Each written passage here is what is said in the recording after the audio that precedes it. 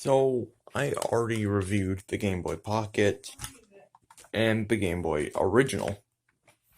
However, I have not yet reviewed the Game Boy Advance SP, and that is because I've been too lazy to do so. And I probably put too much praise into it because, well, Advance is in the name, so you can only imagine. However, I feel like I would not be doing the Game Boy lineup of systems any justice if I left out the final Game Boy console. Well, the Game Boy Micro was the actual final, but you get the idea. The last original console, like the last Advance. So, like the Advance SP, the Micro are all just the Advance, but with modifications. So, in this video, I will be reviewing the Game Boy Advance SP. A short disclaimer, just like the Game Boy Pocket and Game Boy Original reviews, there will be some viewpoints based on opinion. Again, which review doesn't have that? Honestly, all reviews have opinion-based viewpoints. So with that all out of the way, let's talk about this little bad boy. So let's start off with a little history. 1989, America wanted a way to play games on the go, and Japan too, and other countries. Nintendo's solution was the Game Boy, but then again, Sega also competed with their Game Gear. But everyone chose Nintendo because this thing was a battery guzzler, even more so than the Game Boy. It took 6 AA's, lasted 5 hours. And Nintendo was a more trusted brand, so Game Boy won. 1996, everyone was sick of the size. He said, oh man, they went small with the Game Boy Pocket, so it's basically all the Game Boy goodness, but in a smaller package. Then, 1998, they wanted to play their games in color. Well, actually, they did a backlit model of the Game Boy Pocket a couple months before the Game Boy Color. But the Game Boy Light, which is what the backlit Game Boy Pocket was called, was exclusive to Japan. It wasn't very good. Then they made the Game Boy Color, which was all around, but it wasn't backlit, but it had a colored screen. Unfortunately, I do not have one, so I'm just gonna use a picture. Then fast forward to 2001, people wanted more advanced graphics, so Nintendo made the Game Boy Advanced. Fast forward to 2003, people were demanding it to be a little more portable and have a lighted screen. Nintendo listened, as always, because they care about the public. And they made the Game Boy Advance SP. And people wanted the screen to be brighter, so they did it backlit. This is a frontlit model. People wanted it to go even smaller, so they made the smallest one imaginable. But today we're going to be focusing on my Advance SP. So, let's talk a little about the hardware. This thing has a 32-bit processor, so 32 kilobytes. It's color, lighted screen, and the most advanced graphics on the market. So it has high definition noise, so very high def, the best graphics imaginable. Clicky buttons, which means the buttons and stuff didn't get as dirty after time. You know, it had shoulder buttons, like the Advance. So I mean, it was the ideal handheld. As it was extremely small, lightweight, and portable. It was rechargeable. So that was cool. For anyone who's ever seen a rechargeable console with a lithium-ion battery, Nintendo was very ambitious with this device. they utilize a lot of things that people use a lot nowadays, such as the D-pad, their rechargeable lithium ion, and shoulder buttons.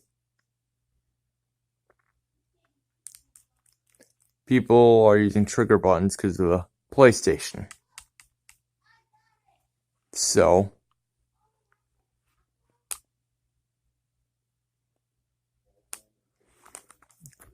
that's it, and they also utilize a flip-up design.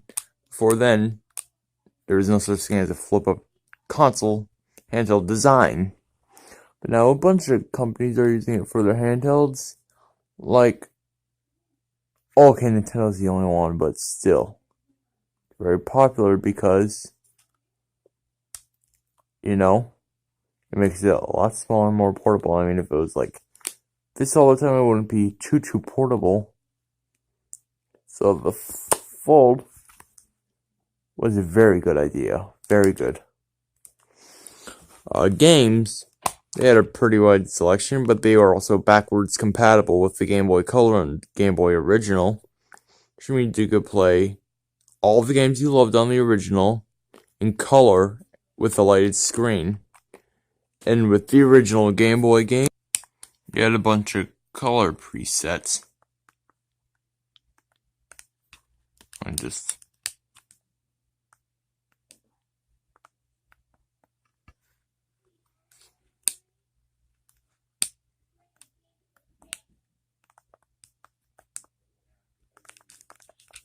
So you could change the color if you didn't like the default preset, so that's good. Another good power preservation tool was that the backlight or the front light was optional, so you could turn it on and off at will. Simple push of a button. So that was a pretty cool feature. With the Sega Game Gear, you had no choice but to use the light, but you could lower and heighten it, which didn't really do much good, because its light is still there. You're just in the brightness of the actual game and display, not the light. So, yeah. I gotta say, something I admire is the small size, but your hands can get cramped after a while. Like the lighted screen, because if in a dark bus, like on my DC trip, I had brought my original Game Boy Advance. At one point, I had the OG Game Boy Advance, an Indigo one. So on my DC trip, and that was the only thing I was allowed to bring. I had asked for a different group, but I somehow got stuck with a kid I didn't like. Must have changed up somehow. Or I have no idea how that happened. I filled in a request. So, I mean, it's whatever. It's in the past. Yeah, the 8th grade DC trip, I had my original, and when it got dark, I had to talk to the person next to me who I didn't like, which was torture, because I hated the kid. He was a jerk to me. And, I expressed how I felt towards him, and he got all mad at me, but he forgave me later, because he's like a dog. You could beat them all you want, but they'll forgive you later. But that's kind of sad, because that just means he's too forgiving, and that's not a good trait to have. This would have been really helpful to have then, as I got this, recently, I want to say in September or October. In October, I got this. About a few days after my mom's birthday. Maybe on her birthday, or no. She had a party. I went to the place then, and that's where I got this. So it was a couple of days after. But if I had this in May of 2019, that would have been perfect, because then I wouldn't have had to talk to him. I could have just played Game Boy the whole time, through the whole night as long as I brought the charger, because we took a coach bus.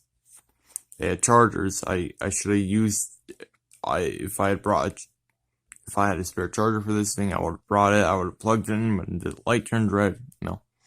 I would have played this the whole bus ride, all 8 hours. It got really, really dark. Well, it looks like a green screen thing when I put my hand there. So this is more useful than the original Advance. I'll give it that, but I really don't like the small size. If it was a little thicker or shaped a little differently, it would be comfortable. My hands wouldn't get so cramped, but it is what it is. You can't go back in time and change history. But no, this thing is built really well. I got mad at it once, and I threw like a ninja star. It was fine. I thought because it flipped up, it would make it more delicate, but no, it was fine. Like none of the buttons would work, so I had to take it apart, do it like ugh. But no. It's a really good sturdy console, and I would recommend it to any of you who like Game Boy Advance, but hate that there's no light, or hate how unportable it is, or hate its power supply. I don't know of anyone who would hate having to give their thing 2 AA's to last 11 hours, but unfortunately there are people like that out there. So this thing works pretty good. It's not too bad. I really like this metallic finish. It's really good. The others, they have like a matte finish. This one is kind of like metallic and shiny. Like this is their first time painting the plastic, or they just colored the plastic while they were making it. This was painted. I mean, the inside of the plastic is blue already, but still painted on it to make it, better. This is also used with ABS plastic, which is plastic that does not burn until 90 degrees Celsius, which is a little over 130 Fahrenheit. This thing was in a garage fire, and the fire probably didn't get hot enough, and it was already in a box, so probably why it didn't get on fire that bad. The battery just blowed from the heat, but I replaced that. But this is a good console. I would recommend it. This is a positive review. I would recommend this if you're going on a Washington D.C. trip for 8th grade, and somehow you get stuck with someone you don't like. Just in preparation, because it could happen. But yeah, I'm gonna do something new. Say thank you to all of my YouTube supporters. Right about now. Alright. Thanks to Emerald Hamster, Prodigy, Mini Golf, and Game Room for the Game Boy Advance SP, Halo Veil, and all my other friends and subscribers. I hope you enjoyed this video. Peace out. Please like and subscribe for more content.